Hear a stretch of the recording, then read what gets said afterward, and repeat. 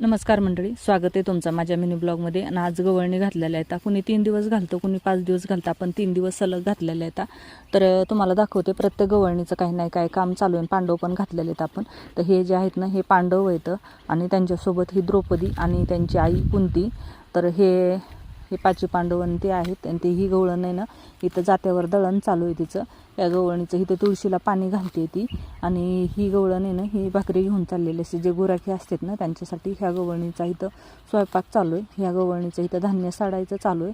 आणि ह्या गवळणीचं आहे ना, इथं ही ताक करते गवळण. तर हिचं ताक करायचं चालू आहे. ही पाठीमागची आहे ना, इथं ही गवऱ्या लावायचं काम चालू आहे तिचं. हे डोंगर, ह्या डोंगरावर काही गाई चारतात आणि इथं तळ्यावर काही गाई पाणी पितात. आणि ह्या दोन जे आहेत ना, हे गुराखी आहेत. गाई सांभाळण्यासाठी जे गेलेले आहेत ना गुराखी, ते गुराखी आहेत. आणि पहिले ना गावाला अशी वेस होती, त्या वेशेतून जावं लागत होतं. तर ह्या अशा पद्धतीची ही वेस आहे. आणि इथे ना दूध उतू लावायचं असतात, जिथं गवळणी आपण घालतो तिथं. आणि पांडव जे असतात ना, रानात पण पांडव घालायचे असतात. तर इथे शेवयाचं भात आपण करणार आहोत. इथं शेवया चालूच करायच्या दुधामध्ये. तर दूध उतू गेलेलं आहे. ह्याच्यामध्ये नंतर आहे ना, ह्याच्यामध्ये थोड्याशा शेवया टाकल्यात. आणि रानात पण आपल्याला पांडव घालायचे आहेत. व्हिडिओ आवडला तर व्हिडिओला लाईक करा आणि चॅनलला सबस्क्राईब करा.